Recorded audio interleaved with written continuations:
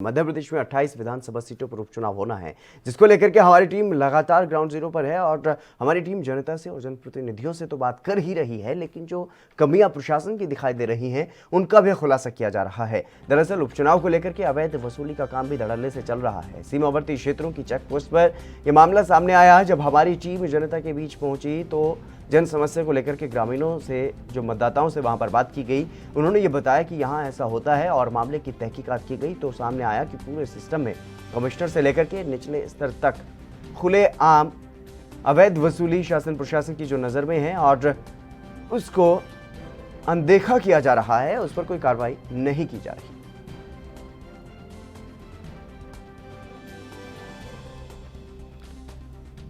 मध्य प्रदेश में उपचुनाव है और उसी को लेकर के हमारी टीम, ANP न्यूज़ की टीम अलग अलग जगहों पर जा रही है, गांवों में जा रही है और इसी दौरान जब वहां पर ग्रामीण लोगों से बातचीत की गई तो उन्होंने इस समस्या का खुलासा किया और इस मामले में जब तहकीकात की गई तो पता चला कि लगभग सभी प्रशासनिक अधिकारियों को इस बारे में पता है, लेकिन फिर भी कोई कार्रवाई नहीं की जा रही।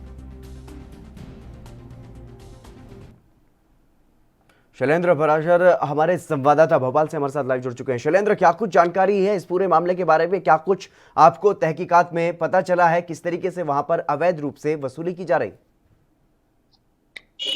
बिल्कुल नितिन, बताना चाहूंगा जिस तरह से हम ग्राउंड जीरो पर रिपोर्टिंग कर रहे हैं और मध्य प्रदेश में जिस तरह 28 सीटों पर उपचुनाव हो रहे हैं तो वहां के सीमावर्ती क्षेत्रों के जन समस्या और मूलभूत सुविधाओं को लेकर वहां लोगों की प्रतिक्रिया ले रहे थे। इसी दौरान आज अगर इस मुद्दे की हम बात करें तो यहाँ पर मुरैना क्षेत्र का यह मामला है। मुरैना चेक पोस्ट पर जिस तरीके से हम रिपोर्टिंग कर रहे थे और राजधानी लाइव के दौरान हम लोगों से जन प्रतिक्रिया ले रहे थे कि क्या कुछ उनके मामले हैं, तो इसी दौरान चेक पोस्ट जब हमारा लाइव खत्म होता है तो वहां से चेक पोस्ट से जो वहां के सिपाही हैं ट्रांसपोर्ट के और वहां के जो अधिकारी हैं उनको आदेशित करते हैं कि सीधे तौर पे वो जो भी पत्रकारिता कर रहे हैं उनको सीधा उठा के अंदर लाएं।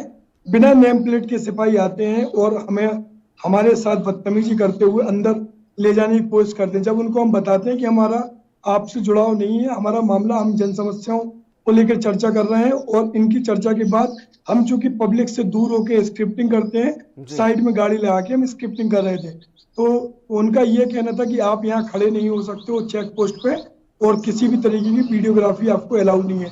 हमने कहा आपसे जुड़ा मामला नहीं है, ये जन समस्या जुड़ा मामला है।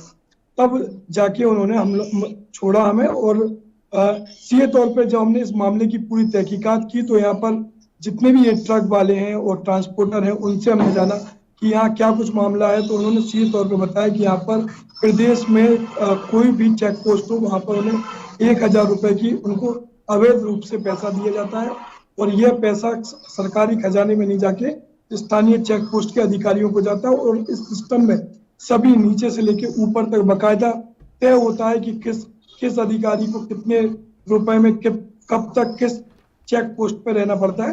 तो तमाम ऐसे मुद्दे भी सामने आए। ट्रांसपोर्ट के तमाम बड़े बड़े जो देश के जो ट्रांसपोर्टर है उनसे भी हमने चर्चा की और उनसे भी जाना कि आखिर आप क्यों देते हैं इस तरह की अवैध वसूली। तो उनका सीधे तौर पे कहना होता है कि हमारे अगर हम नियम मुताबिक भी चलते हैं तो परिवहन में ऐसे कुछ नियम होते हैं कि वो कई चीजों को लेकर हमारे जो सामान है ट्रक पे उनको परेशान कर सकते हैं। लेकिन इसमें बड़ा सवाल ये आता है कि कोरोना की मार झेल रहे और ट्रांसपोर्टरों को अभी भी इतनी असुविधा है कि कई सामान, कच्चे सामान की हम बात करें या बड़े सामान की बात करें तो उनको जल्दी पहुंचाना होता है और इसी के चलते वो उनको सुविधा शुल्क देते हैं और सुविधा शुल्क नहीं देते हैं। तो इतने जब हमारे साथ ये वाकया हो सकता है, पत्रकारों के साथ ये चीज हो सकती है, तो निश्चित ही आम ट्रक वाले जो ड्राइवर होते हैं वो कम पढ़े लिखे होते हैं, वो कम चीजों को जानते हैं और किसी भी चीज में उनको उलझाने की कोशिश कर सकते हैं। अगर हमारी सूझबूझ नहीं होती और चीजें नहीं होती तो शायद हमारे साथ भी बड़ा हादसा यहाँ पर घटित हो सकता है। लेकिन शैलेंद्र, क्या आपने इस बारे में प्रशासनिक अधिकारियों से बात की है? उच्च अधिकारियों से अगर बात की हो तो? बिल्कुल, हमने यहाँ के डिप्टी कमिश्नर ट्रांसपोर्ट के अरविंद सक्सेना जी से बात की और उनको मामले को संज्ञान लिया। उन्होंने तुरंत इंक्वायरी करने की भी बात की और इस पूरे मामले को देखने की भी बात की। लेकिन सवाल ये आता है कि आखिर हमारे साथ जब ये वाकया घट सकता है तो स्थानीय स्तर की अगर हम बात करें और जब हमने स्थानीय यहाँ के पत्रकारों से भी बात की और जो दूसरे चैनल के लोग थे, तो उन्होंने कहा वहाँ की अगर पत्रकारिता होती है तो वहाँ या तो लोगों को मार दिया जाता है या फिर उनके लिए अपने दूर किया जाता है, डरा धमका के दूर कर दिया जाता है। जी। तो इधर ये बड़े स्तर पे जो मध्य प्रदेश में इस तरीके की जो घटना और अवैध वसूली सारे चेक पोस्टों पे हो रही है, तो निश्चित ही हमें डर नहीं है किसी भी मामले को लेकर उठाने का। लेकिन बड़ा सवाल ये होता है कि उन लोगों की जिस तरह से मध्य प्रदेश में 2.5 लाख करोड़ का कर्जा है, अगर यह पैसा अगर सरकारी खजाने में जाता है बिल्कुल। तो निश्चित ही उनको लाभ होगा और सरकार की योजनाओं को लाभ होगा। लेकिन यहाँ पर यह पैसा सीधे तौर पे निचले स्तर पे उन अधिकारियों की जेब में जाता है और कहीं ना कहीं बड़े स्तर पर यहाँ पर भ्रष्टाचार हो रहा है। लेकिन इस बारे में आपने जिस तरीके से बताया कि वहां पर प्रशासनिक अधिकारियों को भी कहीं ना कहीं जानकारी है, लेकिन कोई कार्रवाई क्यों नहीं की जा रही? देखिए अगर हम सूत्रों की बात करें तो यहाँ पर जितने भी अधिकारी आते हैं तो करोड़ों रुपए की पैसा देके ही यहाँ आते हैं और उनकी यहाँ चेक पोस्टों में, चाहे वो सिपाही हो या बड़े लेवल के अधिकारी हो, तो ये सूत्रों से हमें जानकारी मिली है। और चीजों को, चूंकि ये चीज इसलिए भी उजागर नहीं हो सकती है क्योंकि इसमें शासन प्रशासन की मिली भगत होती है और ये लंबे समय से परंपरागत तरीके से ये चल रहा है और इसके बाकायदा जो रेट है वो फिक्स होते हैं। जैसे अगर मध्य प्रदेश की सीमावर्ती क्षेत्रों की हम बात करें तो यहाँ 1,000 रुपये प्रति वाहन से यहाँ शुल्क लिया जाता है। और अभी वर्तमान में चुनाव की जिस तरह आचार संहिता लगी हुई है, तो अभी यात्री वाहनों पे भी यहाँ पर कई देख सकते हैं स्क्रीन पे, यात्री वाहनों को भी रोका जाता है।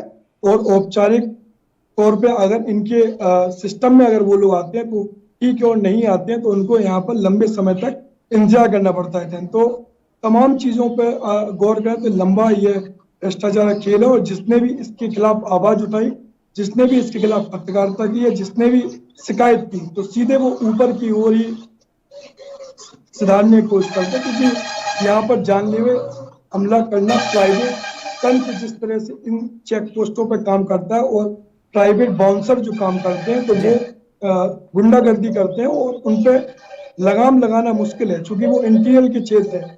आप अगर वहाँ पत्रकारिता करते हैं या आप शिकायत करते हैं तो निश्चित ही उनके ऊपर कार्रवाई होगी। और कहीं ना कहीं पूरी तरह से शासन प्रशासन की ये लापरवाही यहाँ पर देखने को मिल रही है। बहुत बहुत शुक्रिया शैलेंद्र हमारे साथ जुड़ने के लिए और तमाम ये जानकारी देने के लिए। जिस तरीके का वहाँ पर खेल चल रहा है, जिस तरीके से मध्य प्रदेश में उपचुनाव है, उसके बावजूद भी, आचार संहिता लागू होने के बावजूद भी वहाँ पर भ्रष्टाचार का जो गोरख धंधा है वो चल रहा है। देश दुनिया की खबरों के लिए ANB न्यूज को सब्सक्राइब करें और बेल आइकन दबाएं।